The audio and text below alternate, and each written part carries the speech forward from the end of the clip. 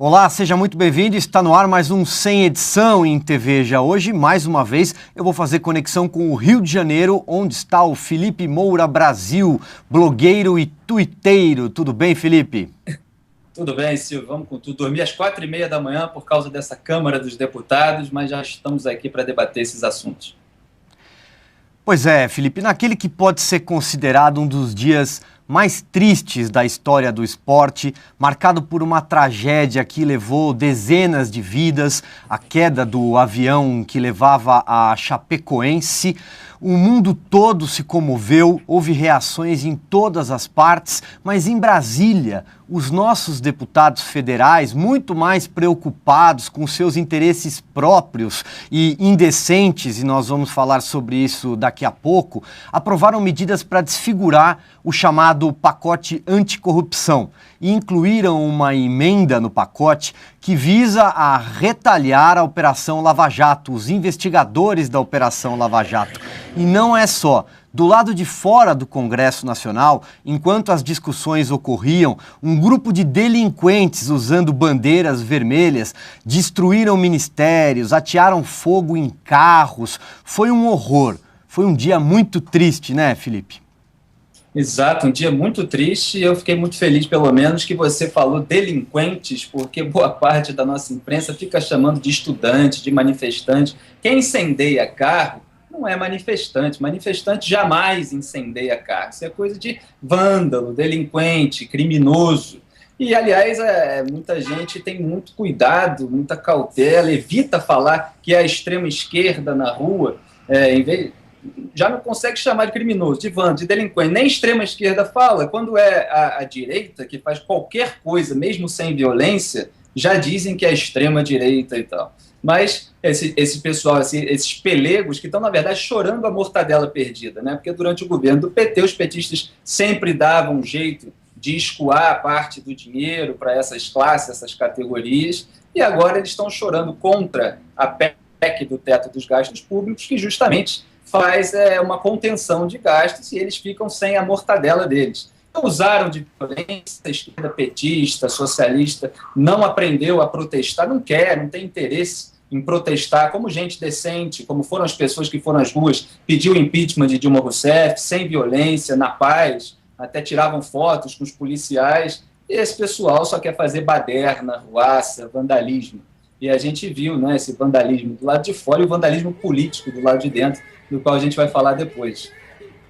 Exatamente, Felipe. E antes que comece a patrulha, a gritaria para cima da gente, porque eu falei empunhando bandeiras vermelhas, nós estamos exibindo imagens. Enquanto você falava, imagens também eram exibidas, que mostram claramente essas bandeiras vermelhas de partidos de esquerda, de centrais sindicais e de movimentos ditos sem terra, sem teto e etc. Há imagens ainda, hoje uma me chocou especialmente, Felipe, porque eu não tinha visto essa imagem ontem à tarde, de um grupo de vândalos que invadem o Ministério da Educação, porque educação é o que eles realmente não têm, e destroem a portaria do Ministério, arrebenta com computadores. Há outras fotos na internet hoje, nos sites noticiosos, mostrando o ministro da Educação, o Mendonça Filho, percorrendo os lugares que foram totalmente destruídos, elevadores, vidraças. Tudo que essa gente foi fazer lá em Brasília ontem não era protestar, definitivamente. Para eu encerrar a minha parte sobre isso, quem ateia fogo em carro não é manifestante. Quem vai para a rua determinado a destruir é vândalo, é criminoso. Passo a bola para você e então vamos falar do que se fez também dentro do Congresso, das lambanças ocorridas no plenário da Câmara dos Deputados.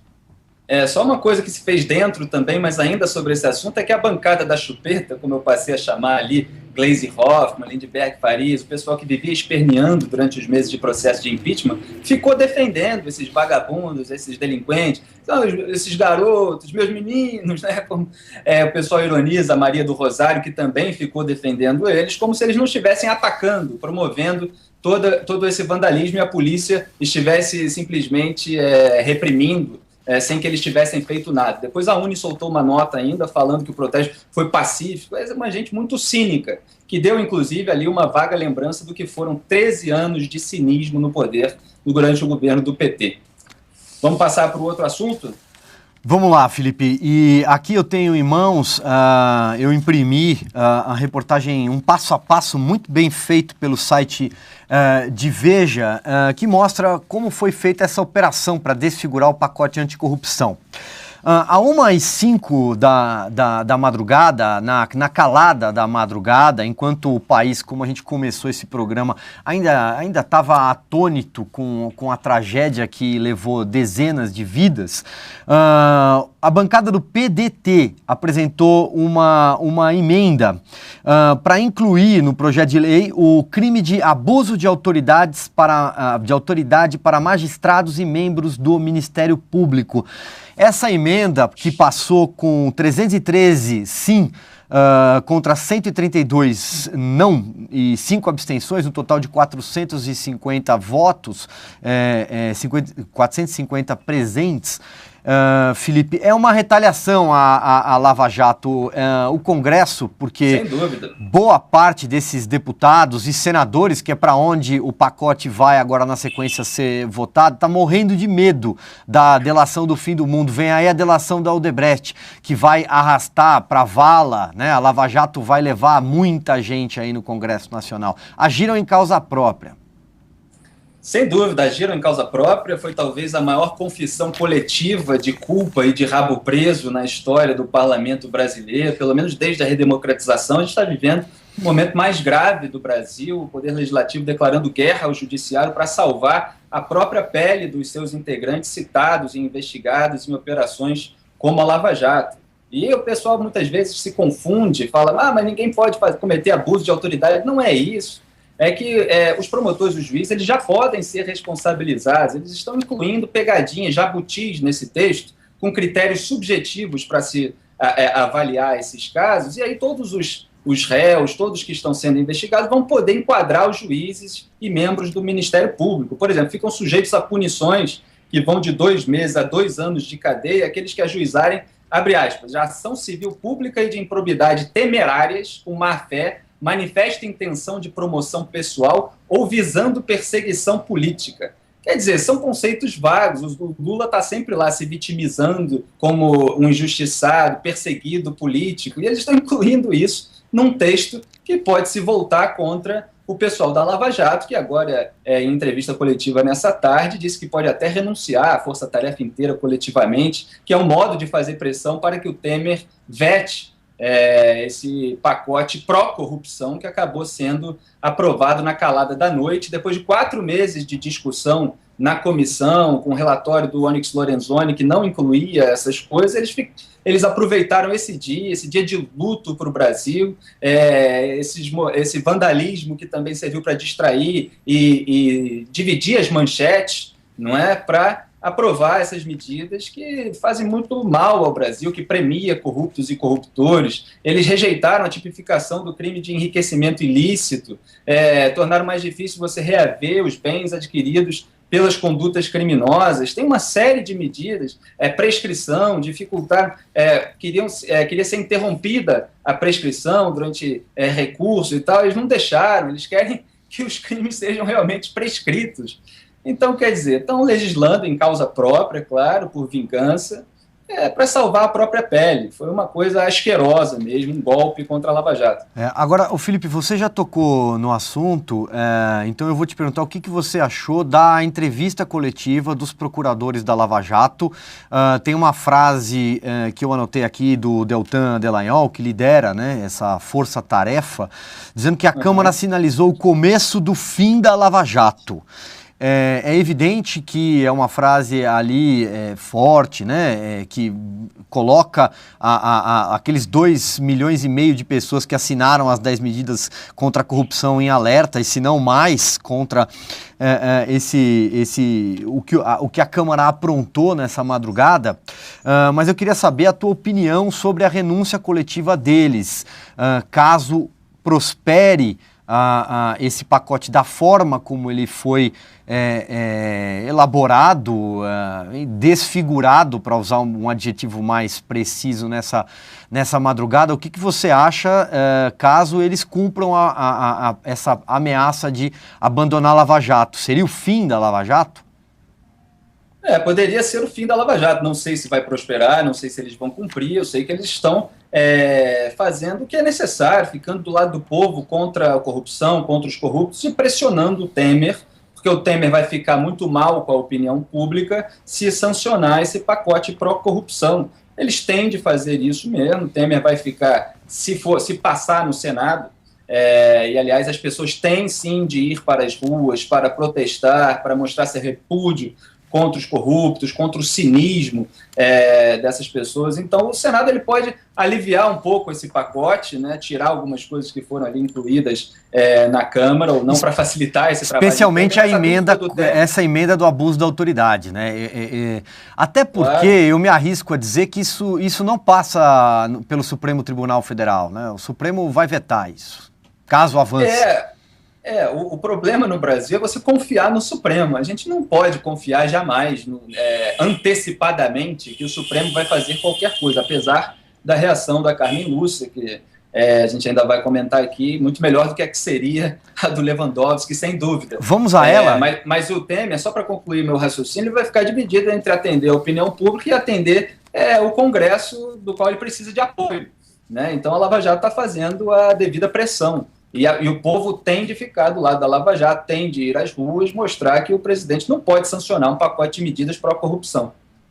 E, aliás, seguramente, esses deputados que votaram esse pacote da forma como ele passou, especialmente essa emenda a que eu me referia, seguramente eles não frequentam, não fazem uso das redes sociais, Felipe. Você que faz uso das redes sociais e muito, especialmente no seu Twitter, deve ter notado a reação de milhares de brasileiros contra os absurdos que eles protagonizaram. Eles não acessam as redes sociais, Felipe. Isso eu tenho certeza. Ou três pontinhos. Acho que eles não querem. Eu acho que é aquilo que a gente falou no programa passado. Eles sabem que acontece, talvez eles prefiram não ver, mas eles sabem, eles fazem do mesmo jeito para salvar a própria pele ou salvar os seus aliados. Até o Nelson Marquesan, tucano, veio falar lá no meu Twitter mesmo, que é só cumprir a lei, que não vai ter problema nenhum. Mentira isso. Né, você cria ali instrumentos para o investigado enquadrar o juiz. Então eles sabem o que está acontecendo. Foi um festival de cinismo e de disfarçatez nessa sessão da madrugada. Eu, felizmente, consegui, com muito sono, publicar o meu post lá no blog durante a madrugada, e agora, pouco antes da gente começar a gravar esse programa, já tinha mais de 25 mil compartilhamentos para mostrar como a reação foi dura realmente nas redes sociais contra essa aprovação.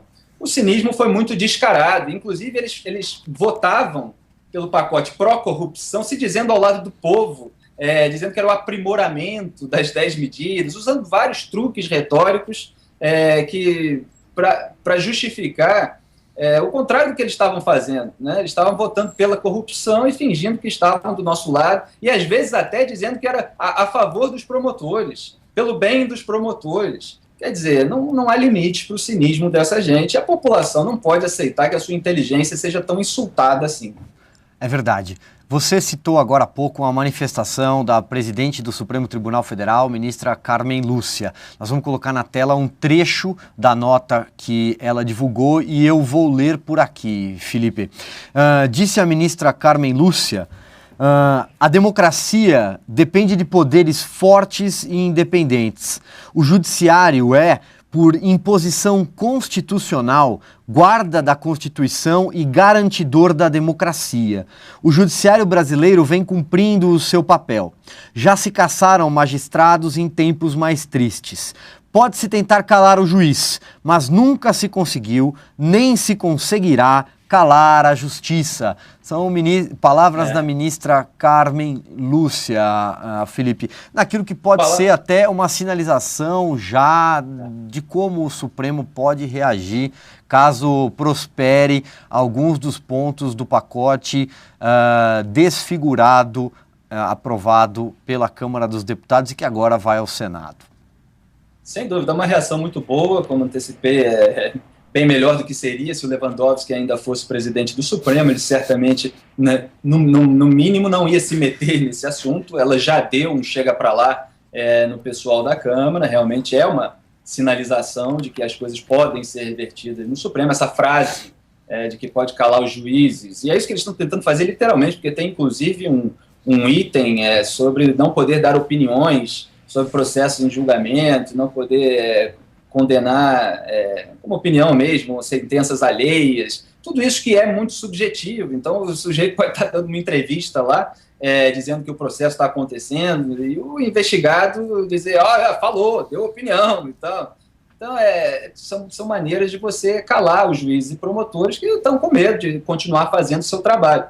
Então, ela falou que pode-se calar juízes, mas não pode-se calar a justiça. É uma frase de impacto e que sinaliza que a justiça pode ser feita no Supremo Tribunal Federal. Embora o STF, ontem mesmo, né, tenha praticamente legalizado, começado o processo de legalização do aborto, por exemplo, mas isso foi uma turma lá comandada pelo Barroso que sempre quis fazer isso, estava legislando também, o STF também faz barbaridades lá. Então a Câmara, o Rodrigo Maia pelo menos fez uma coisa boa, que foi abrir uma comissão para repudiar essa tentativa do STF de legislar em relação ao aborto, driblando, obviamente, ali o direito à vida contido na Constituição brasileira. E então a Câmara deveria derrubar a tentativa de legislar incondicional do STF, e o STF, se chegar a ele, né, se não for repudiado no Senado e nem pelo veto do Temer, deve derrubar o pacote pró-corrupção da Câmara. É o que a gente espera, né? Muito bem. O Felipe, e eu imagino que você, como eu, né, perdemos colegas de imprensa, colegas de jornalismo, algo triste demais. Então eu queria deixar aí esse espaço final para você fazer o seu comentário sobre a tragédia do voo da Chapecoense. É uma tragédia terrível, né? Foi um dia de luto. Eu fiquei pela manhã ali no Twitter tentando buscar as informações, até para extravasar aquele sentimento ruim que a gente sente diante de uma coisa tão trágica, né? Um time que, até pela sonoridade do nome, pela história ali que fez ultimamente, que tinha muita simpatia de todo o Brasil, né? A gente tinha pouca rivalidade com a Chapecoense. Tinha o Mário Sérgio, por exemplo, eu senti muito a morte dele. Eu tive a honra de substituí-lo uma vez numa pelada, que foi um episódio engraçado e divertido. Jogava muita bola, mesmo depois de aposentado, uma canhota rápida, olhava para um lado, tocava para o outro, chutava bem. Escrevi até numa rede social que eu queria ter guardado aquele colete que ele passou para mim. É uma pena, né? Estamos aí acompanhando as investigações também para ver se não foram cometidas irresponsabilidades, porque parece que faltou combustível. Então a gente fica com um sentimento de muita tristeza. E no mundo do futebol, eu sou apaixonado por futebol, jogo futebol desde moleque e sou do jornalismo, então você perde mais de 20, né, se eu não me engano, jornalistas esportivos. É um momento de luto. E mais triste ainda é que os políticos aproveitem esse momento de luto, como os próprios procuradores da Lava Jato disseram, para fazer aquele golpe contra tudo aquilo que a gente preza nesse país e que está fazendo os brasileiros terem mais esperança de que os corruptos podem ser punidos. Então foi um dia muito trágico para o Brasil. A única coisa que compensou um pouquinho, mas não chega nem de longe a compensar, foi a aprovação do teto, da PEC do teto, em primeiro turno no Senado. É um momento muito triste, realmente. Muito bem. Felipe, vamos deixar então marcado mais um papo na sexta-feira? Vamos deixar agendado já? Claro, o assunto não falta essa semana, Silvio. Essa semana está uma loucura completa. Eu brincava de que depois da eleição americana poderia ser Natal, sabe? Depois de um ano tão confuso. Mas não chega esse Natal esse ano. Acontece escândalo atrás de escândalo, golpe atrás de golpe. Então temos muito assunto para conversar na sexta. Você tem que lançar a hashtag Acaba 2016. Exatamente. Felipe, um abraço para você. Um abraço, Silvio. E a gente se despede, a gente encerra o programa com uma homenagem às vítimas do voo da Chapecoense feito pela banda de rock Guns N' Roses. Até mais.